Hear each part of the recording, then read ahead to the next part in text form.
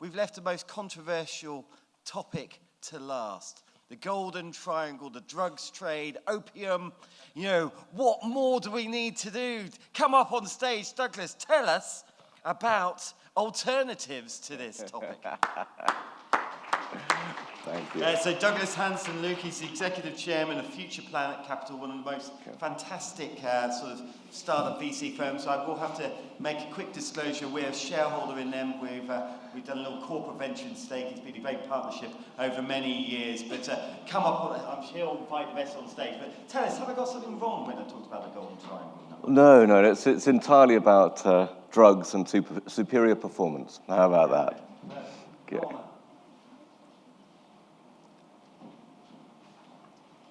Thank you. Ooh, actually, I can't. That's good. Great. There you go. Now you should all worry. I can't see the clock, so we could be here for the next hour and a half. Okay? Because I know we're going to have a lot of fun. So it's a pleasure to be here. This is a great title for us because Future Planet was established in 2015 to invest in those companies or founders emerging from the world's top universities. So it was very explicit. We're going to look at 10 universities around the world. In Britain, it's Oxford and Cambridge, not even UCL, not even Imperial. And then in America, Berkeley, Stanford, Harvard, MIT. We're beginning to do the IITs in India, Tel Aviv, and Tsinghua and NUS in Singapore, so global. So it's brilliant to be here to actually talk instead about how all companies and universities can work in and become and establish global centers of innovation. And we've got, I think Jim's been very good to talk about his disclosure there. So when Future Planet started, we've got a global growth fund. We manage $300 million. We've got a team of 20 people. Part of our growth, because we started relatively recently, just 2015, part of our growth has been organic. Part of it has been actually acquiring other companies, great managers. So we've acquired one UKI2S, which manages and invests in seed companies coming out of British government research laboratories and catapults. We've got another fund group called the British Innovation Fund, which does all British universities. So I'm very much somebody with a foot in both camps here. And what we're hoping to do is to talk about this first from a very local perspective, Golden Triangle versus the rest of the UK, because here we are in Britain. And we're very broadly UK here. We've got Scotland and Wales, both represented. To then talk about Europe, because again, we're here, before moving on in the third segment of what we are going to discuss, the challenges of taking companies from Britain and Europe to the rest of the world, or how do smaller countries, smaller markets, smaller centers of innovation actually work in an increasingly connected but centralized top city global environment. To help me with this, some of you already know, in fact, I'm sure quite a few of you know, Dr. Malik. So Poonam, who works at Strathclyde, investing in the best companies that come out of that ecosystem, but also sits on the board of Scottish Enterprise and is herself an experienced non-executive director and chair for university spin-out companies. And for most people in this audience, I don't think Thierry actually needs an introduction. We're just discussing that he's probably the most experienced university venture analyst, researcher, and strategist actually that exists in the world today, because I remember when you started doing global university venturing 6 years ago. And yes. No one else has done it that long, have they? No, as far as I know, and I don't want to, beat my own chest too much, but I don't think anyone has been covering it quite as long as I have at this point, 6.5 years. Yeah. Exactly. And global university venturing, the companies that spin out from top universities, they've got tremendous success. It's whenever people say to me, well, does it make a difference? Can universities actually launch companies that become unicorns that change the world? Well, Google coming out of Stanford is a very easy starting point. The Oxford vaccine clearly was a result of the spin-out company, one that we were lucky enough to invest in. But if you actually just look at the top 6, 7 listed companies in America, a lot of people focus on the fact that they're all VC-backed, which they are, people like yourselves in this room. But those top companies are all connected to the university ecosystems that we actually invest in as well. So, you know, Thierry and what he's studying here and GCV with Global University Venturing is at the center, I think, of everything. But let's start, first of all, getting really local, right? So in Britain, we have the Golden Triangle. A large number of people, when they're doing their academic studies on centers of innovation or clusters, they say you need to be a 2-hour drive from the hub. Now, Thierry, in Wales, even in Cardiff, which is quite close, I think you're definitely outside of that 2 hours. I think I'm just about 2 hours to London, but that's about it. Okay, he's just staked a claim to be part of the Golden Triangle. Okay, Poonam, no matter how fast you drive, you can't get to Glasgow or Strathclyde in 2 hours. So, starting off with you, Poonam, how do you feel about, A, the Golden Triangle, and secondly, how do you think, is that distance, that time distance, because you can travel in lots of fast ways, but is that 2-hour limit something which you think is real? So to answer your first question, yes, having Golden Triangle is wonderful. At least, as you say, it puts us on a world map, and it gives that liquidity of capital, companies exiting. It gives us the management of companies that have run there, been there, and we need more of that. So the more we can have in the UK ecosystem, the better it is. So, but Golden Triangle also started journey somewhere. It wasn't there. So it's the question of how many more can we create? How much more can we create in terms of northern area or Scotland? And the strength of Golden Triangle started with that academic innovations, academic university, which are world-class, Oxford, Cambridge, Imperial, and you yourself said selective. Then came around the industry that was working with them, around them, because industries are there, startups blooming around. And then there is obviously the other part of the helix is the funders, the private funder, and the government, which made that ecosystem. If I bring it closer to home, Scotland, yes, 2 hours is traditionally said VCs like to work in that distance. I would say, yeah, it depends on how you want to travel. Flight is 1 hour. If you take away the time when we could jump in 30 minutes before, you still make that. Or we are HS2 will not quite cut it, but maybe Hyperloop, we might eventually be there. But on the other hand, the online working in COVID took that away. The sort of Zoom online presentation showed a lot of VCs. They could invest. They could even get to know so many. I think this has been the biggest investing years in terms of the startups. So who said that you really need to be 2 hours? Why can't you work depending on introductions and warm footing? I would give you open invitation to come to Strathclyde, to come to Scotland to say that, and I know that you are already coming there. So while distance has traditionally been critical, there are ways to come around that. In terms of innovation coming around, University of Strathclyde, I would say we have a traditional history of we are sort of even in the Beauhurst and GovScot UK, number 7.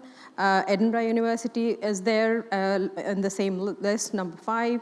Aberdeen, Dundee, the Emphista has done our own spin out, as I said, Enough, which is making alternative protein. Recently, this year, raised 42 million euros for their fund to make that. We have companies that we have Smarter Grid Solutions, which just recently, this year, was acquired by Mitsubishi Electric and made the biggest exit for the university. And that will take their green solutions worldwide. So who says it can't do that? What is the point here is utilizing, having that system around it, having enough funding at the right time, but spotlighting from elsewhere. And we need more VCs, more CVCs coming there. So welcome to Scotland. And, you know, we were going to have Duncan, who's the chief executive of the new Northern Gritstone group, come here. The chairman of that is Jim O'Neill, who's done an awful lot to promote regional investing. You know, he says that there's great opportunity, there's great value because, frankly, private equity and venture investors are too lazy to get on a train or to drive up to Manchester, and I guess Scotland's even further away. Do you think it's laziness? We'll have to ask the audience here. We'll have to do a straw poll. Are you lazy? Have you been to Scotland? It's a great place. Or is it something else? You have. Look at that. There. I've been invited. Scotland, there we go. We've been talking about that, and I open invite that the Scotland PLC can do the same trip for you and enough number of companies together. There we go, so GCV. But do you think it's that or it's familiarity? How much do you think you're going to have to come out to London or to go to California or to Tel Aviv or Singapore to actually get people to come to you? With your Scottish enterprise hat, how does that work? So if I could look at it, Douglas, it takes steps both ways. So yes, companies need to come out, but then each one has to make their own effort, and it's how many times duplication we are doing. On the other hand, if as the VCs, again, they have the interest, they could do that, but as you say, whether it's the VC, sort of, there is enough deal flow in London, why do I need to go out of it? There's enough deal flow in Golden Triangle, do I need to fish around? There is a case for it. Your valuations are cheaper, cost of companies are cheaper, talent is no little than that in terms of academic excellence. Scottish universities, and even in the local list and international list, are there in the top 20, top 50 in the world. So there is no shortage of talent. It's the question of having that spotlighting on the right innovation at the right time.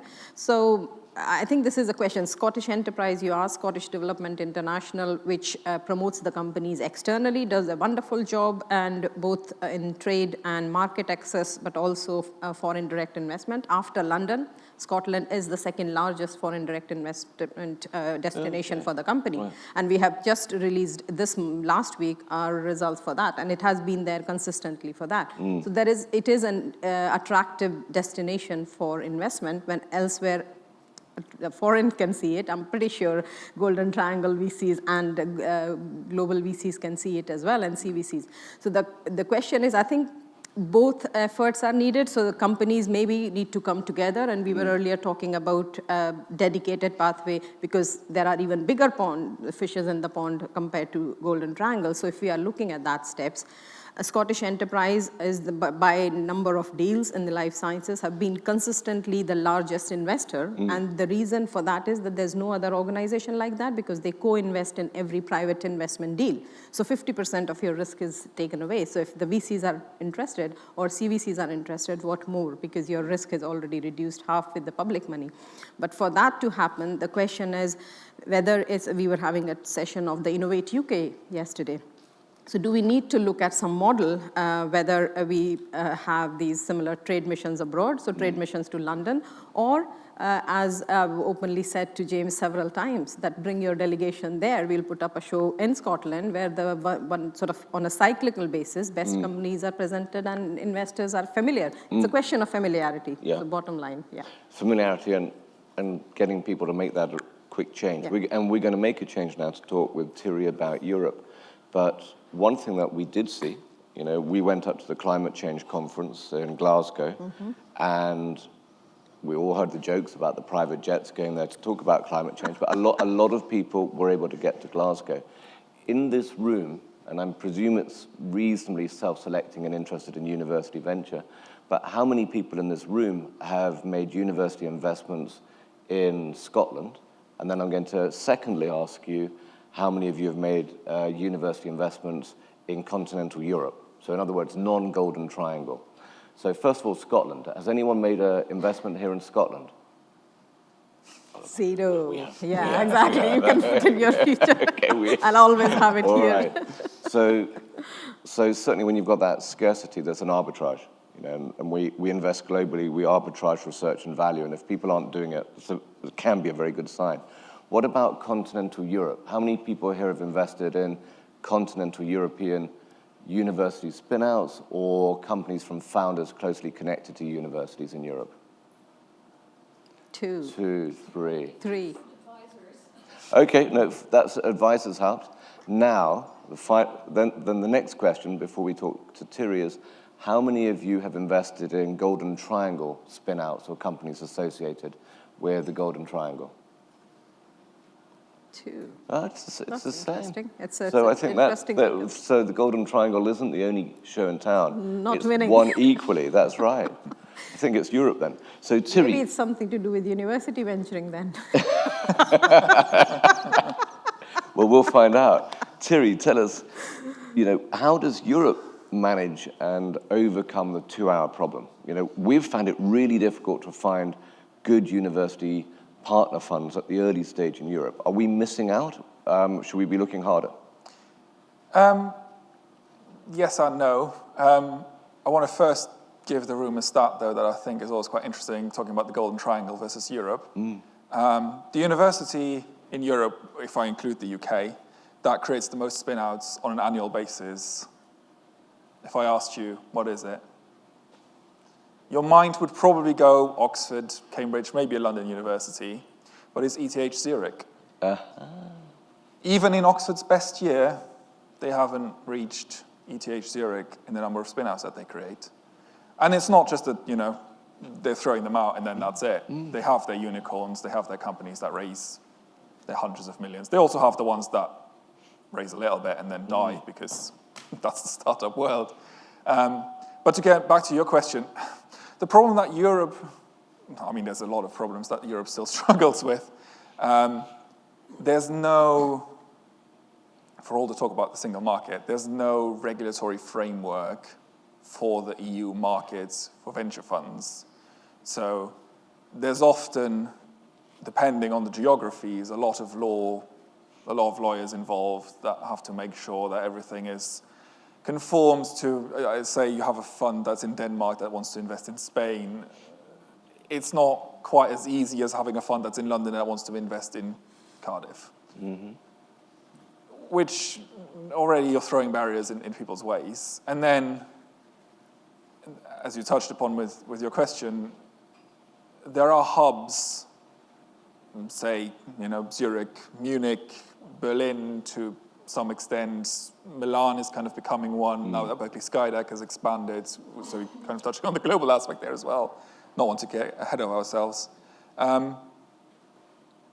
It's all still quite disjointed. So even if you have markets that are quite active, Netherlands is quite active, Belgium is quite active. Belgium is doing a lot of interesting things, actually. They have one fund called Theodorus from Brussels University that has expanded into Canada. So again, they're kind of looking outwards, but you can probably count the number of funds on two hands. And then if you want to invest in Sweden, you kind of have to go to a fund that's already sort of focused on the Nordics, because otherwise, if you want to work with a fund that is in France, you want to get the lawyers involved. And yes, you might look a little bit harder to find local funds, and local funds exist, but there's still a limited cross-geography thing going on. What's the Oxford fund is 600 sterling, so just shy of $1 billion. Cambridge has got multiple ones, but if you take Cambridge Innovation Capital, Cambridge Enterprises, and 2 or 3 others around it, you're probably also close to $1 billion, euros. What's the size of the ETH fund? Because we would love to invest there, but we couldn't find any. And what are the largest university venture funds by quantity of cash? That's one problem that Zurich has, for example. There's limited funds. There's the UZH Life Sciences Venture Fund, which is University of Zurich with Novartis, but it's quite small.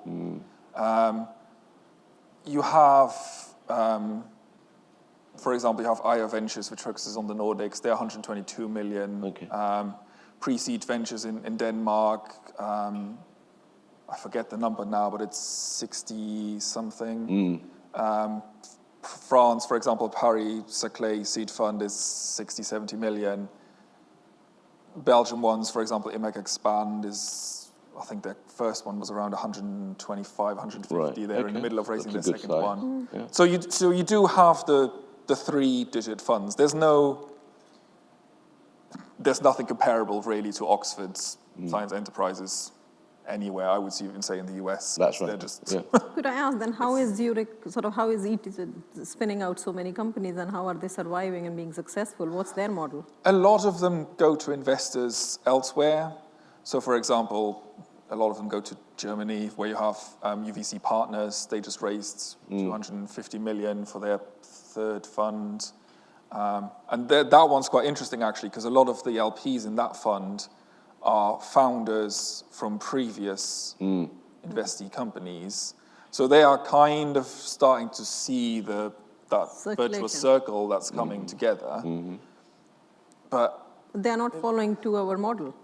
they are not, sorry? The 2-hour distance, if they are having to travel. So if between the sort of Zurich and Germany, what's the difference versus Scotland and Golden Triangle? I'm not. I'm like, oh, we should have to look on Google Maps. I think it is. It is more than 2 hours. Partially because you don't have. There is no Golden Triangle in Europe where that 2-hour rule apply. You either move your company to where the cash is, or you wither and die. Or you raise your few hundred million, or your few million, and you kind of just stay this. And one of the things, so I think there's a kind of hybrid model. So in the Golden Triangle, it's a university fund. So if we're talking about, London, you had Imperial Ventures, right? And you also had before, and it's obviously now part of IP Group, you also have Albion around UCL. So great local funds put together. But it's the universities who've done that, and then private investors. You've got the Scottish model where a lot of the first loss money is actually coming from Scottish enterprise. In Germany, you've got the Fraunhofer organizations, right? And there, do they have a middle way? Is that something that corporate venture groups here can easily plug into? Because they are corporates who are investing alongside universities and actually taking applied research and moving it along faster. Is that an easy model to follow, or is it difficult? In your experience, have you seen many of GCV's clients, the people in this room, actually investing in those type of companies? I mean, yes, there is the Fraunhofer venture fund. If you're looking at Germany, I would actually point you towards the High-Tech Gründerfonds, which is, I think, 300 million plus for their latest fund, which is, I mean, pretty much every German LP that you can think of has invested, and angel investors. And they invest in quite a lot of spin-outs. Like that's a fairly regular recurrence. You come across those deals. So that is certainly something that is a possibility for corporates who are interested in investing in a fund that then takes the heavy work and finds the investee companies. Good. And before we talk about how to connect these smaller ecosystems here, because we talked about UK, we talked about Europe as a whole, and let's talk about the world in a moment. But anyone in the audience got any questions for either Poonam or for Thierry? Has anyone got experience working with universities that are more than 2 hours distance from them? And if no one actually does, I'm going to pull out somebody from our team, because I know that they have recently. But is there anyone here in the group who's actually done that? There you go. We've got one lady walking with her feet, but in the other direction. So, okay. So Ed or 4 hours, by the way, between Zurich and Munich. there you go. 4 hours. So yeah. Yeah, exactly. So it's the same distance. It's the same distance, but it's a tough one. And say again. 10 airplane hours. 10 airplane hours. Yeah, absolutely.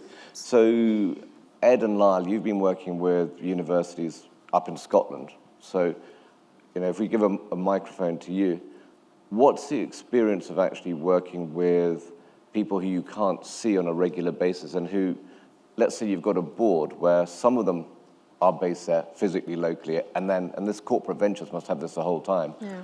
You're an external board member or representing a financial investor, and you're not in the same location. You haven't worked with the same people or gone drinking with them or had dinners with them ever since you were 18. So how do we manage that, and how do other people manage that? I think it's much more difficult, and it's certainly not organic in the way that it is if you're all based in Oxford and you drink in the same pubs and you bump into each other in the corridors. So I think with our portfolio companies, we found that communication has to be much more disciplined. You have to ensure that those board meetings take place, that the catch-ups and those serendipitous moments are forced. But at the same time, we haven't slowed our rate of capital deployment during COVID. Zoom meetings, way we can connect digitally now has enabled us to carry on as normal, but with a little bit more emphasis on ensuring that communication is smooth and consistent. So we've done deals in Tel Aviv I've never been to Tel Aviv, but I've invested in a company in Tel Aviv and elsewhere around the world. But it just requires you to step up a little bit when it comes to communication, I think. Yeah. You got anything to add, Lyle? Yeah, just add on that discipline, pre-COVID and now, as we come out of the pandemic, we have always been disciplined on the quarterly visits to these centres of innovation. And is that bit easier across Europe or the UK, but we do it much further afield. But it is having that discipline and agreeing that with companies and managers, ahead of as part of the investment process. Yeah, and I think that quarterly visit and getting yourself on a track, right? It's getting on a circuit, I think, is something that makes a massive difference. And I see GCV and GUV being a great facilitator for that. Obviously, you do that taking people around the world at the moment. So in the last 5 minutes, going around the world, how are we going to connect small markets like Wales, Scotland, England? They're all small relative to the 300, 400 million population you see in America, the 1.6 billion in China.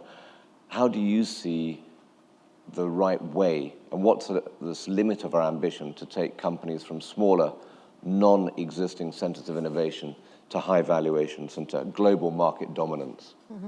How are you going to do that for Strathclyde? So that's an interesting point, and my take on that is twofold, because I was interested even in the point that you've done during Zoom. I think if there was any positive that can come out from pandemic is that we've learned to do things remotely, we've trusted people, and we've relied, even if it takes a little bit more discipline. I suppose that's the way forward, and we shouldn't lose that. The question in that is that did the companies come to you, or how did you come about? Because there was no serendipity during the Zoom times. So similar model, you can take a positive sort of effort in terms of taking the companies in a group and showcasing them, which happens in a trade missions in Scotland. As I said, SDI does it. From Strathclyde, we are talking about showcasing company as an investor relation. You need to build relationships, and once you have and it's with any relationship, once you have a particular investor relationship, they are more interested. When you do one deal, they say, oh, do you have any more coming out to your pipeline? So it's just that first foot for anything. But I think the model that I'm saying can happen is that Scotland is 10 times cheaper than London in accommodation, in salaries. Talent is no shortage because the universities are in the top 20 or top 50 in the world, as it says. So the question comes is that and the valuations are, you can get more buck for your money in terms of if you are a VC. And the US one is coming to Golden Triangle simply for that reason. So if there are more flotation and a more scrutiny, what can happen here is that possibly companies don't need to be single source based. They could have their manufacturing, they could have their head offices based, their technological backstage operations, and their front office, their management team could be in the bigger markets, because eventually you need to capture. So you talked about US, 300, 400 million, you talked about 1.6 billion China. India is 1.7 million, the youngest demographic, increasing middle sort of age group population and income size is getting. So there are products, healthcare, consumer product, technological, they are the biggest consumer of that. So the question is, if we need to go there, we need to have either the showcasing or forging partnerships with the local distributors or the local providers. And that's the way in terms of companies. First, you start selling, you make a market creator. But for that, you need capital, and somebody need to believe it in there. And possibly having global funders who have links there would be the way that it would help. So that's what we are hoping to do. So you've got a very warm welcome to next to Strathclyde ticket. We'll be up. We'll be up. We should have visited when we came up for COP. Yeah, so Thierry. The global funders is kind of what I picked up on there. Going back to the UK, you have models like IP Group, which now, of course, they have a US subsidiary. They operate in Australasia. They operate in China. I mentioned Berkeley earlier, which has kind of done it the other way around. They're linked to UC Berkeley, and they just opened an accelerator in Milan, in Italy. And they have their own fund as well, Berkeley Skydeck Fund. Osage University Partners in the US as well. They invest mostly in the US, I would say, but they do invest in the UK and in Europe as well. Or you have, I don't want to forget about Ireland. When we talk about Ireland, we always tend to forget about the little green island to the side. But for the University Bridge Fund, managed by Atlantic Bridge, a VC fund that's active on both sides of the Atlantic. We talk about Scotland, Epidaris Capital, again, active in the UK and in Scotland. So there seems to be a move towards the actual VCs becoming more global themselves. which then obviously helps the portfolio companies because they go out and they build networks elsewhere, and yeah. No, I think that's right. And what we see, though, when we're investing globally is we actively work to bring in corporate venture, but very often it's a financial venture who are there first. And that's one thing that I think to this room and to the people watching on the recording, I think from a corporate venture perspective, it would behoove them to get in there early as well, because particularly if you're talking about outside of the Golden Triangle or outside of Silicon Valley, do what the Israelis have been so good at in Tel Aviv, which is to get corporates from all over the world going to Tel Aviv and then taking those companies from a population of less than 20 million and then landing them into a population of 500 million or 1 billion somewhere else. So that's something which I think is very, very important. And I'm glad you mentioned Ireland. It was actually what happened with Ireland and setting up a startup fund around Trinity College Dublin, and with China Investment Corporation, the Chinese sovereign fund, that actually started Future Planet. Because we saw that and we said, why on earth is China, with its huge resources, going to invest less than 50 million around a small startup around Ireland? But we said, but if you could connect all of these centers of innovation, wouldn't that be powerful? Wouldn't it be so good if you could see the best things coming out from the world, able to address challenges? So, a big shout out to Ireland for the work they did there. I'm glad you mentioned it. Yeah, and then they do make good use of their diaspora. So the Irish, that's what I said, I don't mind companies. People sometimes in the press, you get negative press about a company being sold out to a US company, but you have to make a start somewhere. It just increases the liquidity. And eventually those people who were there in the management, they come back and give back to the same ecosystem. So it's a question of letting more company go. If 100 make it, 10 might come back to give back. So I think, let's make that more shout out on that. There we go, local, global. I think we got finished on our title. Thank you very much indeed. Very good, thank you. Thank you.